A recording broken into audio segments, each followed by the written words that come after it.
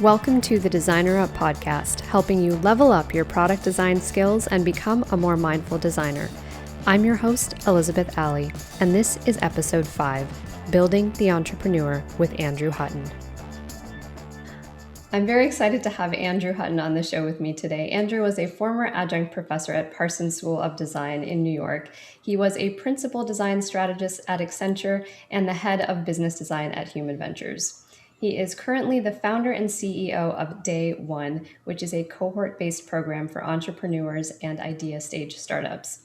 What I really resonate with about Day One is that it's not just focused on helping entrepreneurs that have their sights set on VC funding.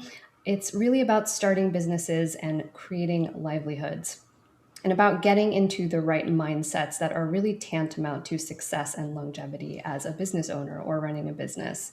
And those are some of the things that I'm really eager and excited to dive into with you today, Andrew. So thank you for being my guest. Elizabeth, thank you for having me. That was very well said. My work is done. No, I'm really excited to dive into that and yeah, talk about all things where design meets business meets startups. It's been a wild ride. Excited to dig in. Oh, that's excellent. So my first question is a very serious one. How does it feel to say the word entrepreneur that many times a day? What's crazy is that I'm very good at typing it. I know where the EU is. I and all my keyboards know how to present it. It's a mouthful. Entrepreneurial. I don't know. It stops meaning what it starts just sounding like noise. No, it's fun to be able to just like live a day job where entrepreneurs and founders and every permutation thereof are the people I get to rub shoulders with and serve. And we get past being like customers, and they're just, people that I'm working with, and it's really a pleasure. Yeah, I mean, entrepreneur, it's an interesting word. The etymology comes from an old French word, entreprendre, meaning to begin something or to undertake, right? And then it was adopted in the English language and defined as one who organizes, manages, and assumes the risk of a business or enterprise. And then it also is related to the Sanskrit word, entreprena, which means self-motivation. So I think that's really interesting and really telling of what an entrepreneur is. So what does that kind of mean to you, and how did you find yourself as an entrepreneur?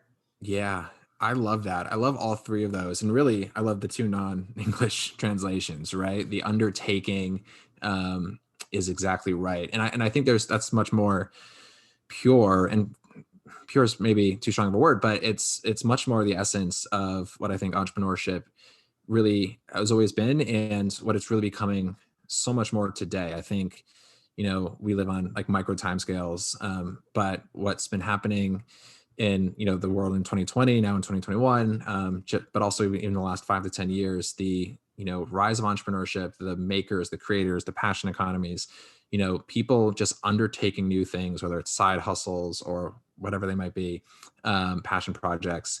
These are all becoming much, much, much more legitimate entrepreneurial endeavors, right? So in many ways, the word founder, let's like put that to the side. And yeah, I've been working with entrepreneurs for a few years now. The transition for me was very much, from a consultant coming from design school into consulting, where, I was always doing both business consulting, management consulting, as well as design and innovation work. And it started to, through that career journey, dawn on me that entrepreneurs were always a little bit over there, right? Because when you're a consultant, especially where I was inside of a big agency, big consultancy, doesn't quite feel entrepreneurial, even though we're being innovative, even though we're creating new things. But entrepreneurs are always the ones doing the most down to earth, at the bottom. Like, it's pure is kind of the right word for it, right? There's no other, things to get in the way. You don't have to like please the bosses or like play to the stakeholders. You're just like, I'm making a thing, and if I'm selling it, I'm in the game, right? And if I'm not, I'm going to make a new thing. And it was so aspirational to be like, entrepreneurs are the real innovators, right? Entrepreneurs are, and that's not to say anything to the designers out there who are making and creating, but that was at least sort of a dawning on me, and I can maybe go into that sort of like intellectual plus career journey of seeing entrepreneurship as this kind of force, this power where innovation was being made and happening on the ground. And yeah, I love it in its most micro sense, right? Yeah. I think entrepreneurship at the smallest form is the most like fun and the most like exciting. Yeah. So how did you end up in like the design world and teaching at Parsons? Like where did you really kind of start getting into this innovation space? Yeah, I'll even take it all the way back. So Good. out of undergrad, I got a economics and political science degree. I was going to go to law school. I was all set. I had taken the LSAT twice. I was accepted scholarships. Wow. I got very lucky that I had interned as well at a law firm because, I just go all in. And it was the internship where I saw the sausage get made that turned me off. And I had enough time to go through this whole cycle of like a hype cycle of like, I must be a lawyer to, man, I can't, this is obviously not it. I don't know what the answer is, but it's not lawyering. And so if you've gone through your own quarter life crisis, I'm with you. It happens. Sometimes it's for the best. Most of the time it's for the best. So went through this very quick intellectual journey. I felt very proud of myself for making a big career decision at 22. In hindsight, I was, I don't know, just putting my finger in the air. Mm. I happened to take a stint. This is again, like we won't spend much time at all deviating into this little story, but I spent 6 months building a business in Uganda. It was a farm. It was an agricultural business. I just basically went off the map with a friend to go build this business. It was a social business. And when I came back, that's how fast I'm going to talk about my pig farming in Uganda. But when I came back, I was like, I have to have a career. Who makes stuff? Who makes stuff? And I answered designers. Designers make stuff. So I, born and raised in Connecticut. So I was like, I'm going to go to New York. So I'm either going to go to school in Pratt. I'm either going to go find the school that will take me out of Pratt, SBA, or Parsons. Mhm. And I'm going to go find the design program that's closest to what I am, which is a business guy. And Yeah. it just happened to be the Parsons strategic design program was probably the best fit for me. But there was a great program at SVA around social entrepreneurship. I'm sure there's other programs now at SVA and Pratt, and really all the other schools have added business and design from whichever side they came from. Yeah. So I lucked into it, and Parsons was an amazing experience. Really introduced me to design thinking. Right, that was the whole program. So I really don't. I mean, designer is a stretch for a title because design thinking, strategic design. I mean, it's really problem solving, and so me moving into consulting was very natural because Yeah. that's kind of what I was leading myself towards, what I'm probably really was meant to do and I'm good at. But being able to pull on these design, what design thinking is, these design capabilities, these design mindsets of living through ambiguity, thinking in divergent forms, creatively playing with many things before making decisions. And it was an amazing journey within a big consulting firm, Accenture, to kind of find my own practice of where design thinking met with, one big business serving many other big businesses. And yeah, there's so much to be said about that because my time at Accenture overlapped with a time when Accenture was buying all these design firms. They acquired Fjord when I was there. At the end of my time, they acquired a bunch of smaller firms, later bigger firms like Droga 5. And it was very much parts of a evolution towards, we're going to make design thinking part of our like consulting strategy. Right. And I felt like I lived through it. So it was, that takes me to my days at Human Ventures and consulting, not consulting and startups. And that big switch again from, okay, if designers make things, innovators or rather entrepreneurs are like launching things. I don't know. It's like the next level. Right. Yeah. And there was sort of like a push to get out there. Yeah. So how did you end up as a professor over at Parsons? The very simple story is I got good enough grades in a class that they needed professors in after I graduated. Graduating, from a grad degree in this new is the wrong word, but in this kind of burgeoning field of strategic design thinking, I was as well suited as anybody to come back and teach it. I went back and taught sort of the entry level class, even in my master's program, and it was just an opportunity I couldn't say no to, which was to put on my teaching hat again. Something that I think I was fortuitous, took the opportunity and have developed sort of that part of me and those skills and it's certainly played out in through the rest of my career. I love imparting knowledge and just asking that amazing question that just gets somebody thinking in a new way, or just showing something, a data, some piece of something that's inspirational, and just kind of pushing people forward, giving them assignments that push them out of their comfort zone. So very fortuitous, but found,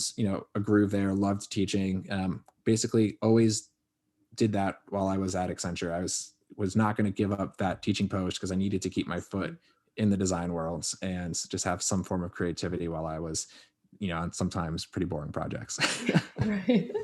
So what year was that around that you were kind of teaching design thinking? That was graduated in 2014. So it's about 2014 through 2017. Okay.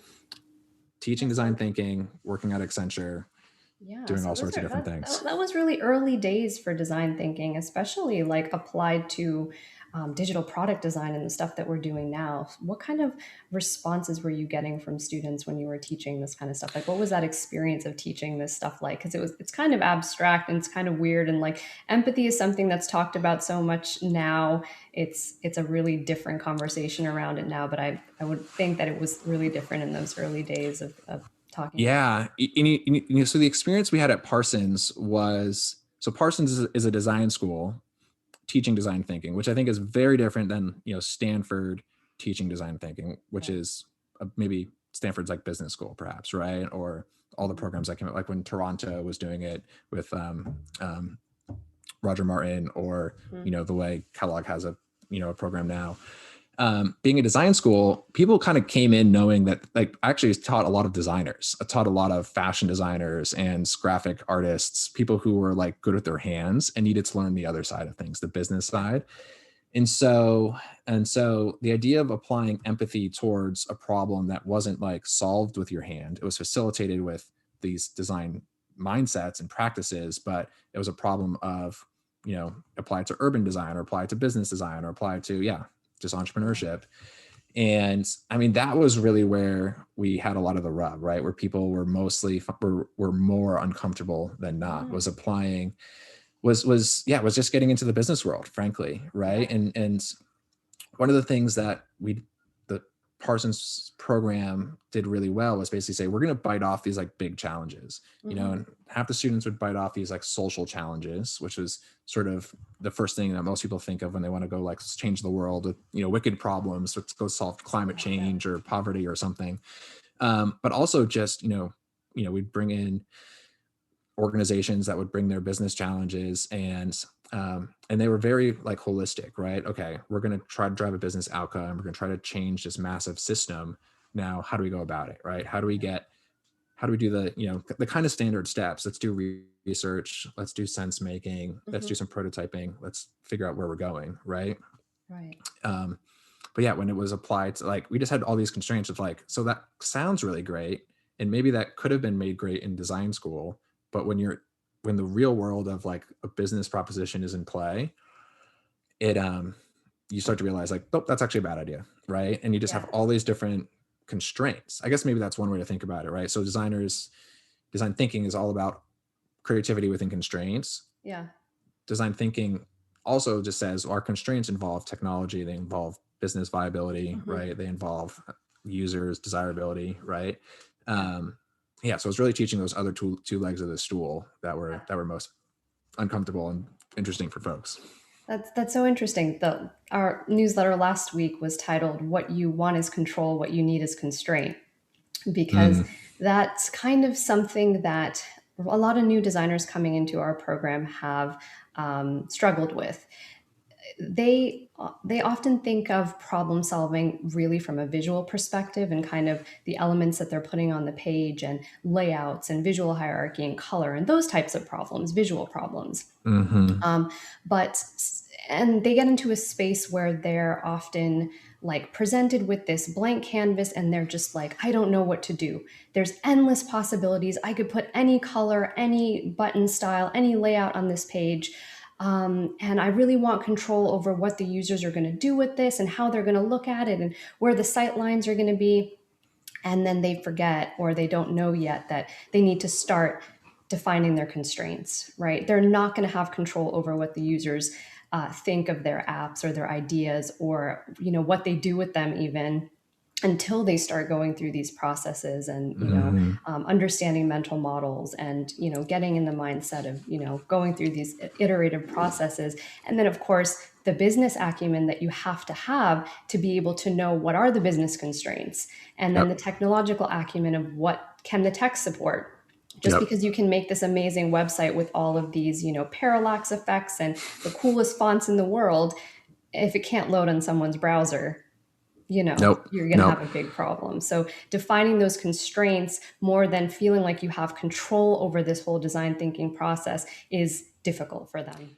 Yes. And what I was thinking along that whole train of thought was that why I think it's so important to bring entrepreneurship as a concept, as a discipline into this dialogue is that entrepreneurship, one way to define entrepreneurship is you basically, so in the rest of the world, whether it's design or the job you might have had in a big business or a consultant, you control the inputs, you control where things go on a page.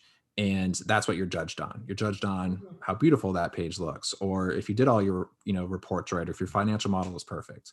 And you let the business take care of the outputs. You've Yeah. been given a job and you've nailed it. That's like the world. That's most people's world. Yeah. Entrepreneurship flips the script. Yes, you control the inputs, but you are only judged on the outcomes. You're only judged on if it does the job it needs to do. And it has to load fast. It has to Mhm. be pleasing to the customer. It has to make a buck. You have to have someone buy it. And you don't get to choose what your constraints are. The market puts that on you. So the market's, the customer's expectations, the competition, whether your thing is cheap or expensive, is not your decision, right? Right.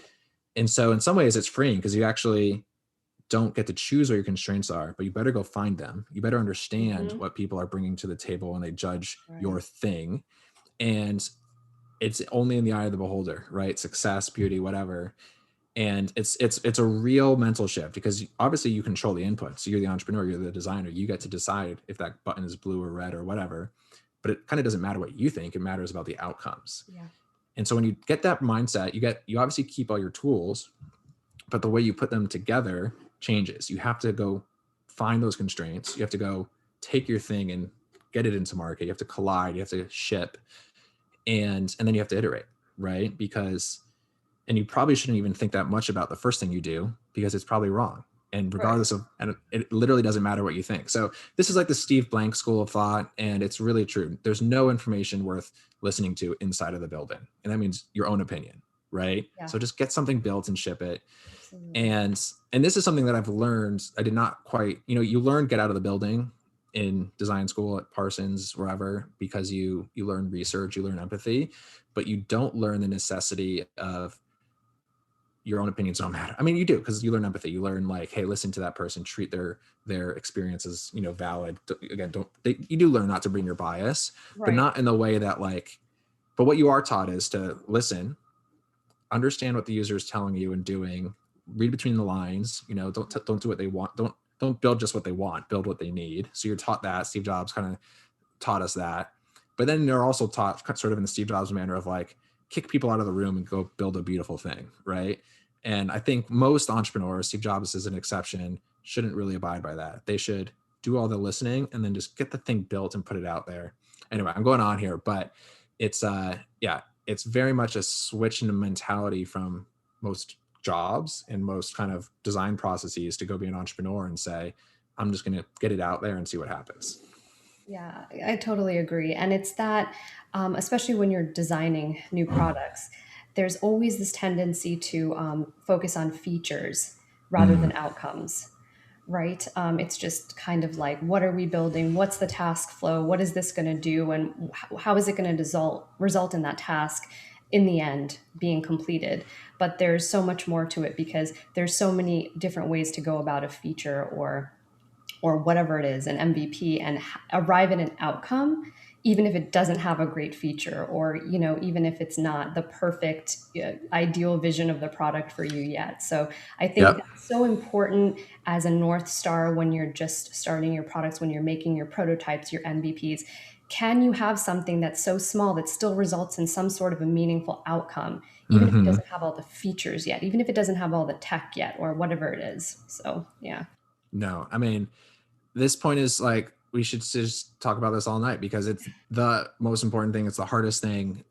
It's all, or we could stop here and just say like, just go do this, right? Because it's easy enough to talk about it. It's extremely hard to do in practice because you do want to perfect your thing, or at least take it a little bit further. You will be scared to ship your thing, but again, the adage of like, if you're not embarrassed by the first thing you ship or the thing you ship, you're waiting too long. It's super true.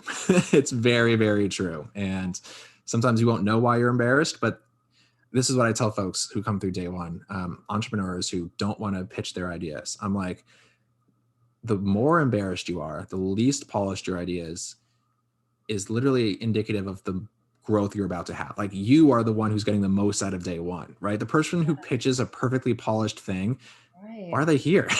Just go do it, right? But to the extent that you are uncomfortable and don't like what you pitched and somebody tells you how to make it better, that's infinitely valuable. Like, that's the stuff. And so again, nothing is won inside. And that's why there's this whole movement to build in public. That's why there's this, not related, but very related, but like the whole creator economy, just people putting their own stuff out there and, micro entrepreneurship, side projects, build in public. Like, these are all manifestations of people who have now the tools and the abilities to make stuff, just not doing it for their companies for the perfect thing, but just like, I don't know, being entrepreneurial.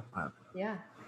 And that, I mean, I want to dive into a lot more of that a little later on, but tell me a little bit more about day one. Like, who ideally is it for? You talked about, like if you're coming into this and you've got it sorted out and you're confident about your pitch, and then you're not maybe going to get as much out of it. So who ideally is coming into the program?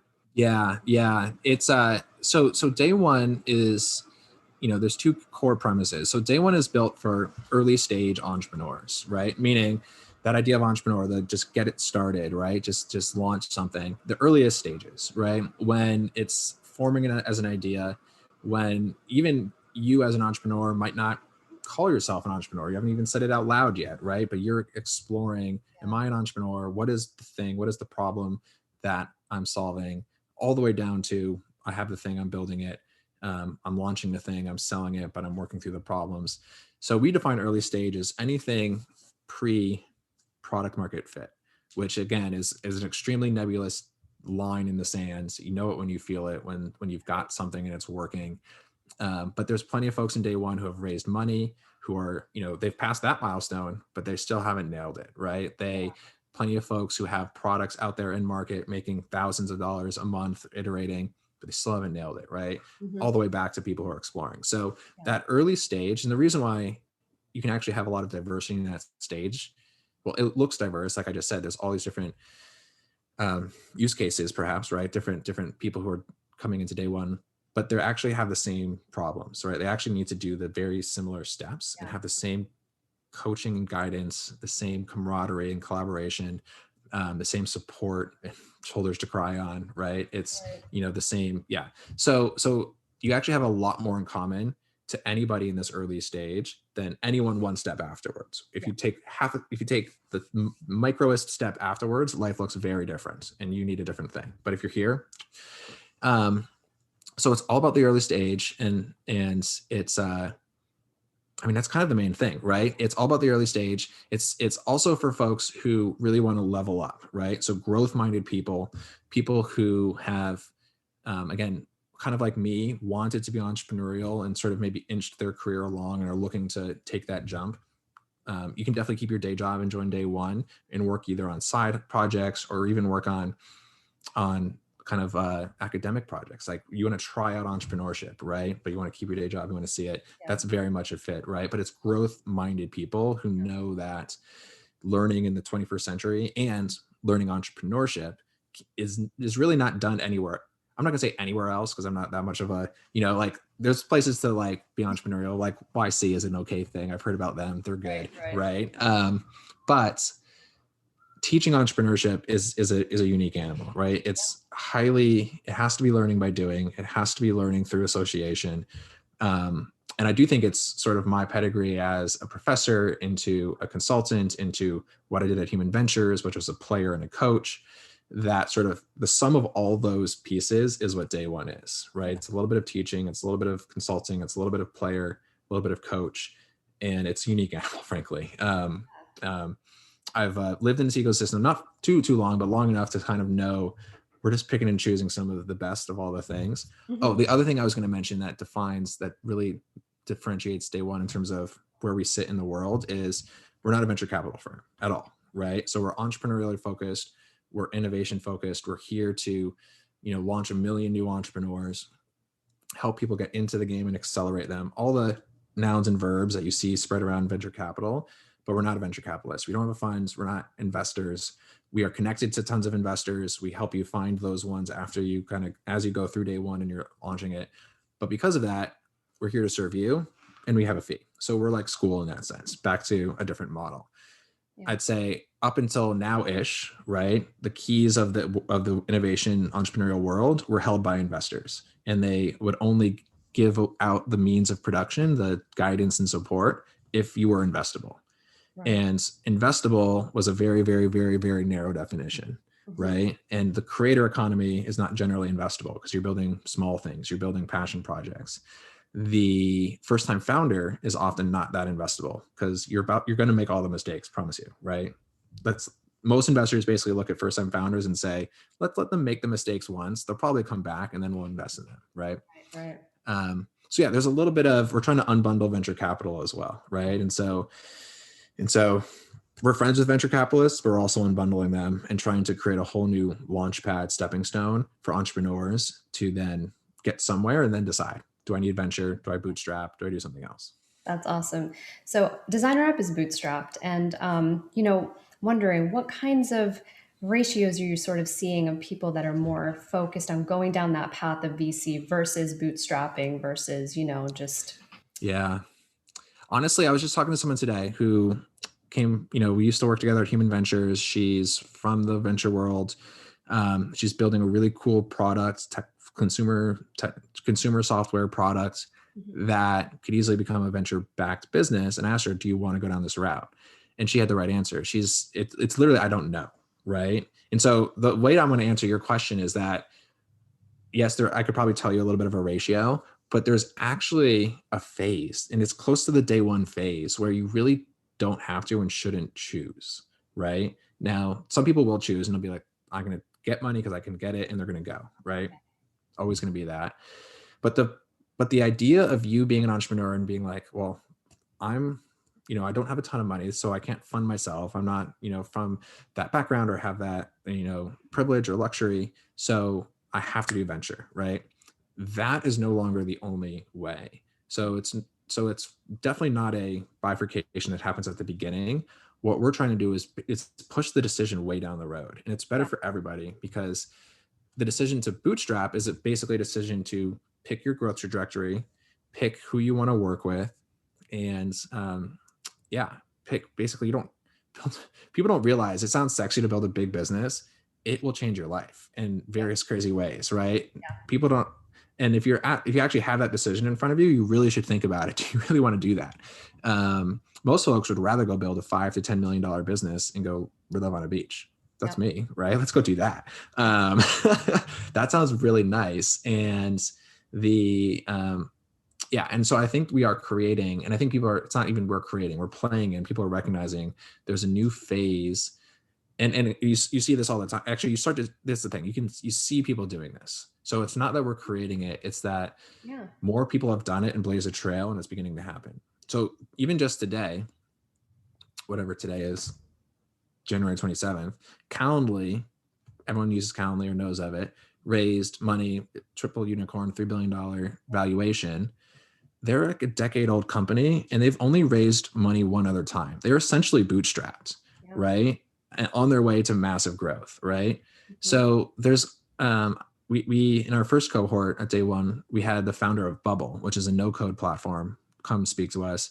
They also were bootstrapped for 7 years before they raised money. So yeah, it's very much becoming a different equation of like A or B, and very much okay, we're just going to be this, and then we're going to decide on where we take our capital from and what our growth trajectory should become. And I'm here for it. That's really cool. Yeah, and I love Tope from Calendly. We did a hot spotlight on him on our blog, and his story is absolutely incredible too. It's amazing. So, and talking about like this learning by doing, learning by building, I think that's also so important because going through this whole process, doing it, it makes you really learn whether or not you're cut out for this, because it's a whole thing. It's a whole lifestyle, and it is stress in a whole other way. It really is. And I'd love to ask you a little bit about that too. What's your personal experience of like starting this up? How has it been Yeah. for you? Because you're kind of like, it's a meta thing. You're like an entrepreneur, becoming an entrepreneur, teaching entrepreneurs about entrepreneurship. It's very, Yeah. I've lived at all the layers. It's super true. And yeah, even where I was at Human Ventures, player coach, right? I was as close as you could be to an entrepreneur. I had a paycheck. I had, I was going to move on to the next project after we shipped one of these businesses. And I said sayonara to the entrepreneur and they got to go live that life. So no, I definitely never lived the emotional and the pieces of what happens when you're in that messy middle. Like after that first honeymoon phase, like, man, before it's working and after you've started and maybe you've like kind of set sail, yeah, it's been a ride. It's been a real ride.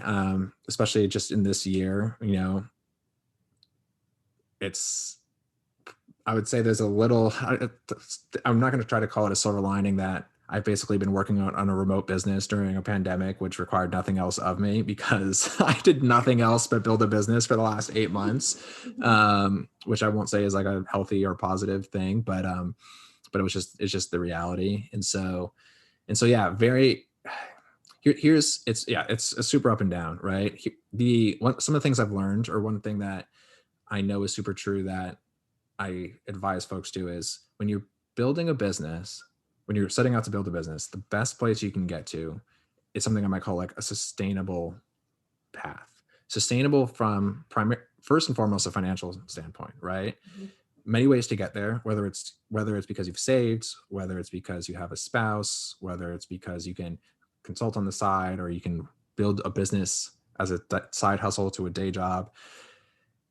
Putting yourself on like a ticking time bomb that is like a short runway is just a recipe for failure. You're going to both lose your money and you're going to lose your business. It's almost certainly not going to work. Right. And so having some almost infinite runway that says, I could just do this. Right. Again, there's so many caveats. It's never infinite, obviously, but it's also not just financial. It's like mental, right? It's well-being, right? So that if you are working a job and trying to build and you're not sleeping, that's not sustainable, right? And so it feels like threading a needle, but the thing that's changed in the last 5 to 10 years that's made solving that equation a lot more doable is the fact that it's these things like no-code tools and these platforms that you can reach your customers. You don't have to have this massive team. You don't have to have this massive lift to go build a product, put it out there and see if somebody wants it, right? The thing that usually requires that like jump and that all in and that even that capital raise is it used to be just like this big chunk of time, energy, and effort and money to go even get started. And yeah. now it's just like minuscule. It's just so much easier and you can spread it out over time. So yes, you might be building a little slower. You might not be, all in and living that founder life, but it's much more sustainable. So I think that's just an amazing place to try to get to, right? And a lot of folks in day one are early enough that we can talk about that. Plenty of folks have jumped, or there's folks who have raised money. There's plenty of folks in the middle. It's never a perfect equation, but yeah, I mean, I say all that to say like, here's how because it's super hard. So I've had a version of that, right? I've managed to maintain some sanity, and my wife works, and we've made it work, and that's like a blessing in every single way, right? Yeah. But it is tough. It is its own thing. And that's not, I'm not even telling you the ups and the downs of like when a good day happens and a bad day happens, right? It's just like, how do you even have like a baseline so that you can like absorb those shocks, right? Without feeling like a bad day is literally going to send you into bankruptcy and stuff. So I don't know. That's a meta thought, just about preparing for it ahead of time, if at all possible. Yeah, I mean, and there's a great tweet that I came across on your Twitter from one of your cohort members, Lisa Cooley. And she said about day one, they've shown us how to optimize your dream and not sacrifice your energy, time, or happiness, which no one talks about. Jeez. And I was really moved by that. I was excited by it because it's so important in what I do. In our program, we teach mindful design and interaction practices. It's sort of a way to, as a grounding element and a way to set your mind, to help you focus and kind of cultivate empathy and kind of see the big picture more holistically of all those different experience levels that you're going to eventually be touching with your designs. And everything that you're going to be doing if you do take this on to building it into a product that you take to market. And it's kind of also about tuning that inwards to how are we caring for ourselves.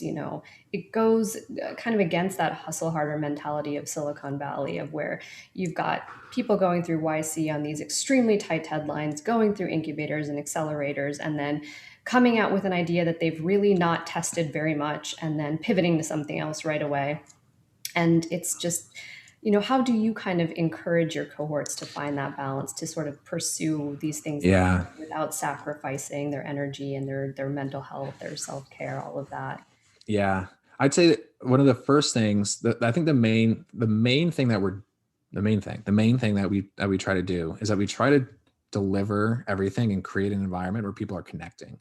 Because so many of the like remedies for these ways that you're, falling through the cracks, or, you're losing your energy, is just when you're just struggling alone, right? And you don't have people to share the burdens, you don't have people to commiserate with. And so, and entrepreneurship is lonely, and that was before the pandemic, right? Especially for folks who aren't just like uber networked and can just like hang out in startup bars or whatever, right? Like the people who are kind of breaking in, trying, who don't know a ton of people, whose networks are from their professional careers, wherever they're coming from, Right. ultra lonely, ultra lonely. And so the first thing that we do to actually just solve that is it's community, right? We're in, that word is overused, but in this day and age of, there's a reason why everyone's striving for it. It's because we got separated.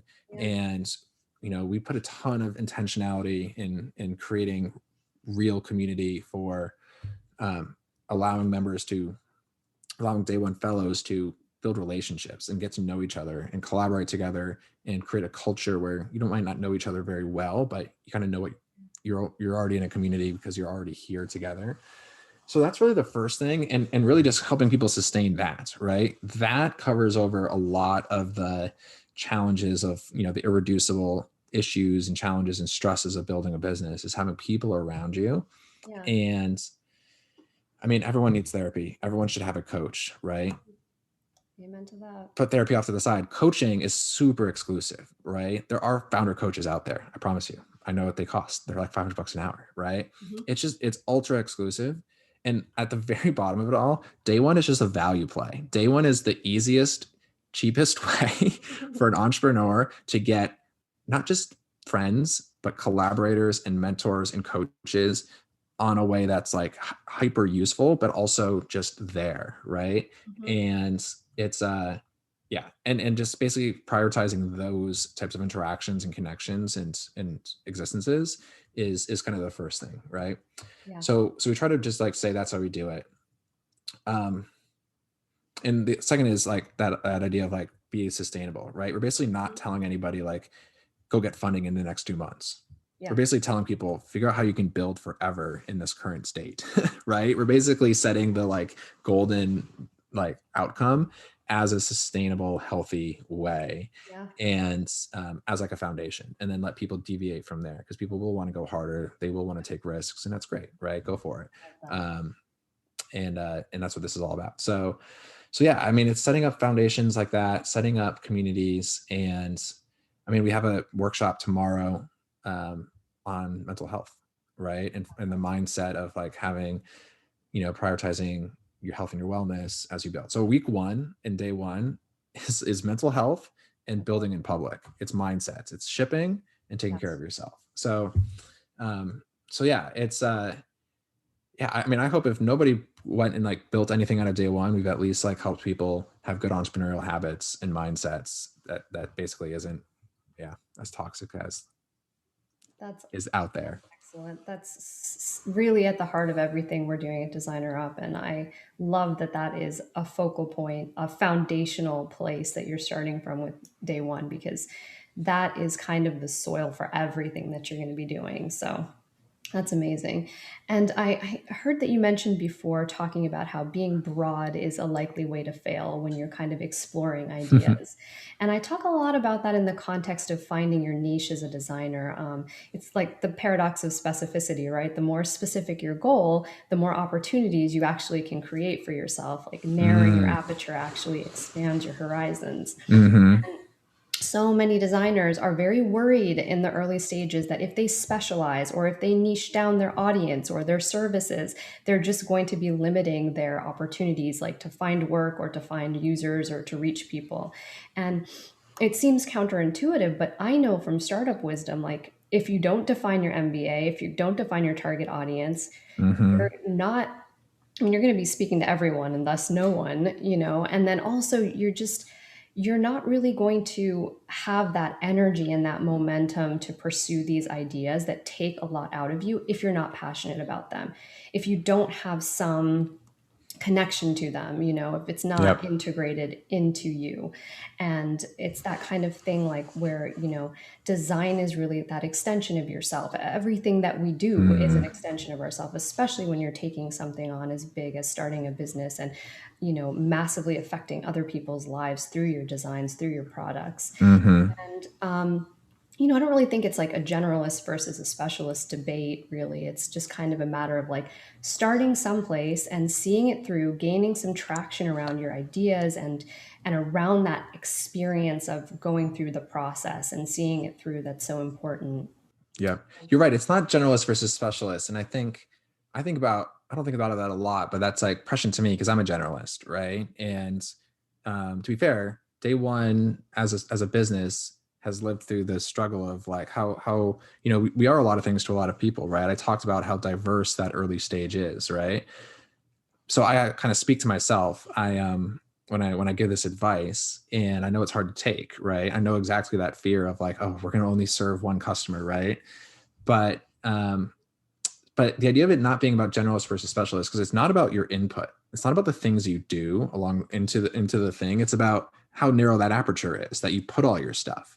And I don't know, you could probably find a metaphor about like water, like if you are a lot of, I mean, you could either be like a narrow hammer and you're super good at a thing, or you could be a generalist. But either way, if you focus it into the thing, it is more powerful. So that's a very generic way to say it for all the reasons you just stated, right? If you aren't, whether it's being a designer who's amazingly good at a thing, again, that's more about an input. But when you're entrepreneurial, it comes down to the customer, and it comes down to the outcome you're trying to create, the mission you stand for, the passion that you have.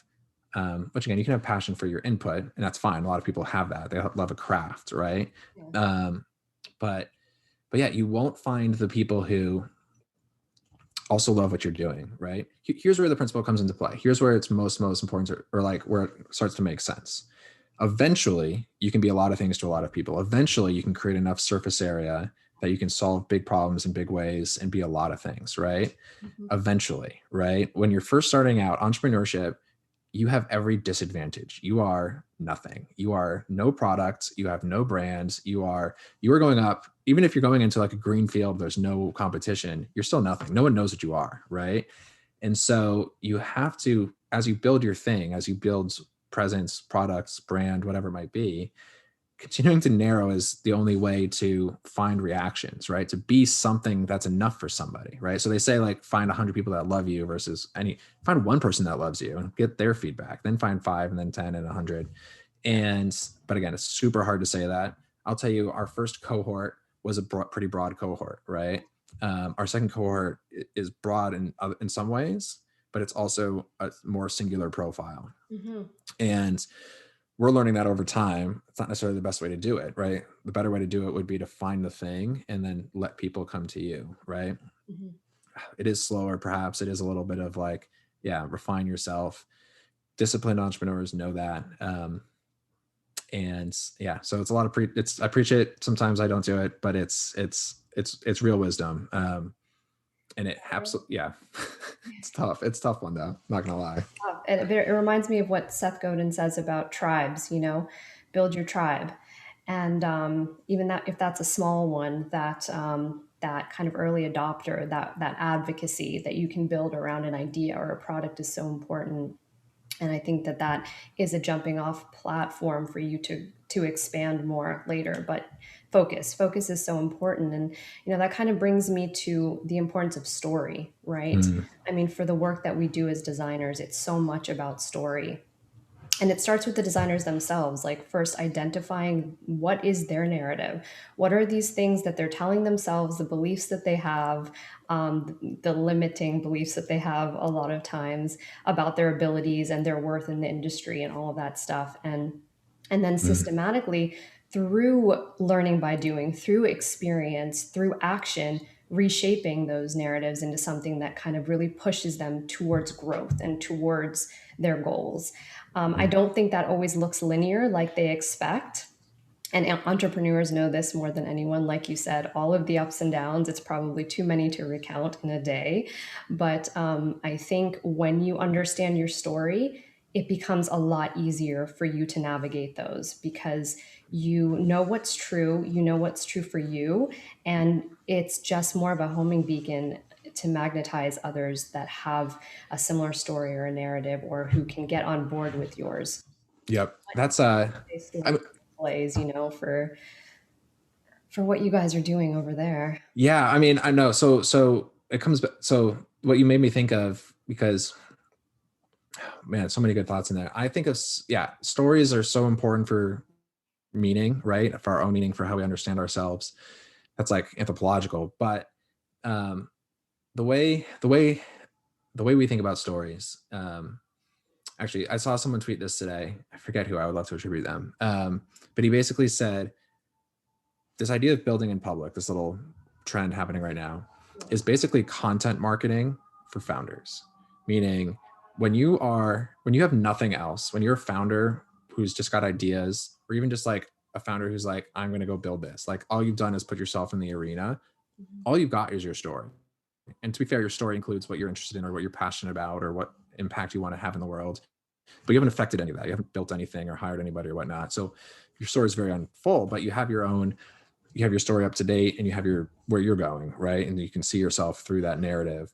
Yeah. And to be fair, I think almost all entrepreneurs, you could probably get into this like philosophically, have a version of that. If you don't, I don't know if you're an entrepreneur, right? If you don't have a story that says like, from where I'm coming from, through me to an outcome that's different than it is today, I'm doing something, whether that's to just like make you richer or to sell a product or to make a big change in the world. Yeah. And so, yeah, in some ways, all entrepreneurs have a story. And what we do is we try to get that out of you, right? Because that story is the first asset you have. And you said, it's the first bat signal that you can put out that will get people around you. And again, I'm not coining this term, but it's absolutely critical for founders to build their audience, build their community, build their first team members, whatever it might be, right? And but it's a total mindset shift, right? There's a few people out there who are maybe like naturally self-promotional. They're the class clowns. They just whatever, right? Like the extroverts. Maybe that's more than that now in our world of Twitter and TikTok. But there's, you don't have to be an introvert to not like feel comfortable doing that, right? It's the majority of us. And it's not just going to be cringy self-promotional. It's to figure out, how do you tell your stories, right? How do you tell them in a way that other people want to hear them, that are aspirational? Yeah, I struggle with that too, right? I struggle with being focused. I struggle with both what's our story and how to be telling it all the time. But I'll tell you one thing that founders have going for them is, as much as I tell founders to find a sustainable way to build, is they feel like they've jumped off a cliff. So they feel like they are pretty much just free falling, committed. And then it's like, you'll do a lot when you're committed to something, right? You'll do a lot to sort of either see it stay alive or try to make the landing softer. And so entrepreneurship, because you've thrown your hat over the wall, you've got to go get it, right? So you start to tell your story. You start to know, man, if I'm going to get this sale, I got to go do a TechCrunch charter, or I got to go do a pitch competition, or I got to do whatever, right? And so it pulls it out of you in a really good way that puts you in out of your comfort zone and you grow. That's another benefit to learn by doing right there. It pulls it out of you. That's true. Yeah. We're getting a bunch of fellows telling us sort of behind the scenes that like this week they're super scared to build in public, Yeah. but they know it's where they're, I mean, but I can hear it in their voices. We all know this is where they're going to grow. Right. So Yeah, it's really absolutely. fun. So, for everyone out there that kind of has these entrepreneurial dreams and goals, what advice do you kind of have for them if they really want to get something off the ground? And what are some kind of realistic expectations that they should have about this process of designing and building new products and getting them? Yeah. No, designing businesses. I mean, that's the thing. So what I say, the first thing that I think most folks run into as they even like contemplate that idea of like they're going to go build a business or be an entrepreneur is they want to, probably rightly so, avoid picking the wrong thing, right? They want to try to make a good decision at the beginning. Yes. That's a fallacy, right? As much as you should have an investor's mindset, like yes, you're about to invest your time. The problem with sort of just doing your due diligence at the surface is it's kind of like all the answers are outside of the building. All the answers are in the work, right? All the answers are 2 months down the road. So you might be staring at ideas A, B, and C, and you're like, man, I don't know which one I want to try. I will literally tell you, I don't care which one you try. Just go do one. The worst case scenario, and here's the thing, it's really just 2 to 3 months, right? It's not that, so just change some mindsets. It's actually just a few months. It's not that long. You can quit it after 2 to 3 months. Like just go find that next thing, right? Be iterative at a time scale that allows you to go deep enough. Yeah. Worst case scenario, if you have 3 ideas, you just spent 9 months, but that's way better than just like dilly-dallying up here, right? You would go those same 9 months and you wouldn't get anywhere. I've seen it way too often, right? Yeah. Life gets in the way. And so there is a commitment, just like kind of, again, this isn't in juxtaposition to everything I said of just like jump off the cliff. It's a little more like mentally go into a thing, right? Keep your day job, be sustainable, but go into it and say, this is my thing, name it, call it a thing and work on it. Right. Yes. So to be fair, that's why we've designed Day One to be this time-bound 8-month program, because there's a few other reasons to it, but we basically just want to push people hard, fast for a time period, within all these other ways to stay sustainable. That's the main thing. The other thing is to bring people around you, right? They'll be your biggest determinant of success. And so if you've got people you're contemplating with, build with them.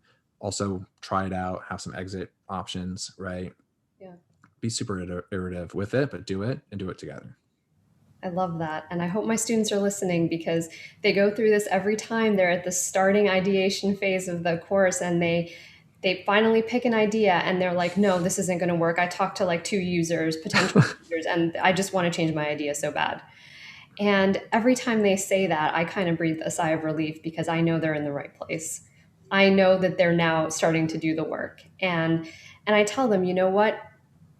They might worry for a number of reasons, like maybe this isn't going to be a great case study for their portfolio when they're going after UI, UX jobs or whatever it is.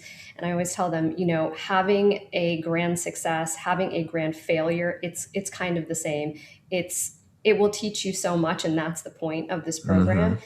And imagine the value that you can add to your case studies in your portfolio if you have a huge failure, and you can explain why this product doesn't work, why people don't want this, why, this isn't a good idea.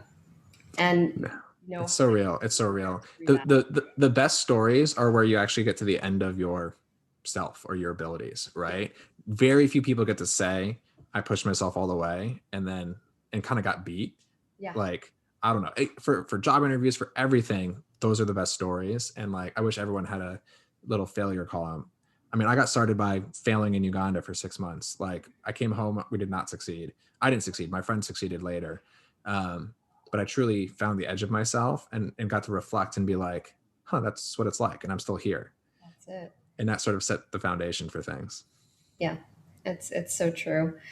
And I think final question to kind of wrap things up is a personal question I like to ask my guest. And it is, what does balance look like to you? Ooh, I don't have a good answer. I'm my own version of like the typical entrepreneur who is kind of mono-focused. but I have to have an answer. What is balance? Honestly, for me, balance is not, frankly, not pushing myself past, honestly, not pushing myself too far, in the sense that I love what I do. So I just like to do it, and I do it a lot. Right. But when I'm like done and I need a break, I kind of just do it. I kind of give myself the permission to just like, in some ways, work as long as I want and then stop working as long as I want. And to be fair, oftentimes I work a lot. My wife will tell you I work a lot. So it's not about the like time on target. It's just about the permission to say like, yes, you're not saving lives. Like, just, I read a tweet yesterday and someone was like, I used to work at the Gap. And when things got crazy, we used to tell ourselves, we sell socks and jeans. And I'm like, yeah, I sell information. I sell virtual programs, like whatever. So yeah, just having permission to just like do a little bit of whatever you want is one. Why the heck are you an entrepreneur if you don't have that? And if you don't have that along the way, I mean, yes, you're going to sacrifice now and maybe you'll have a nice payout later, but like you're in control. So set it up for yourself, I accredit a little bit of that to one of our mentors, day one mentors, John Saddington, who kind of said it. I think he said it in some tweets and maybe in a chat we had of like, man, if you're an entrepreneur, why aren't you giving yourself agency to just do a little bit of what you want? And if you don't want to do what you're doing, why the heck are you doing it? Is like kind of the decision. You get to make that, right? Just do what you want in a fun sort of way, in a way that does feel like work at times, but I don't know. There's a lot to unpack there. Don't take me the wrong way, but you know what I mean. I love it. And I think it ties in our whole talk, and it's about, that may be one of the most important mindsets of becoming an entrepreneur. It's giving yourself permission to tell your story, to build and to fail, to go after your dreams, and to remember why you're doing it in the first place, to just be able to have that ability to do something, create something yourself, and to chuck it in the bin if you don't want to do it. Yeah, and take a night off and have a glass of wine and just like watch reruns of Friends or something. Like we all need it, so just go do it. That's why we do it, right? I love it. This was an amazing talk. This was really fun. I knew it would be fun. Thank you so much for having me on. Excited to see this go live. Awesome. It was really enlightening, and I'm grateful for your time. And I know that our designers listening to this are really going to gain a lot from the insights. So if you all are interested in learning more about Day One and what's going on over there, check them out at joindayone.com. Thanks again, Andrew. Bye, Thanks, everyone. Elizabeth.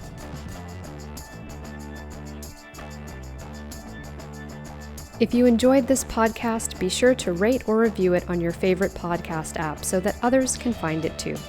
And for more content, courses, and resources for designers, join us over at designerup.co. Thank you all for listening. Talk to you next time.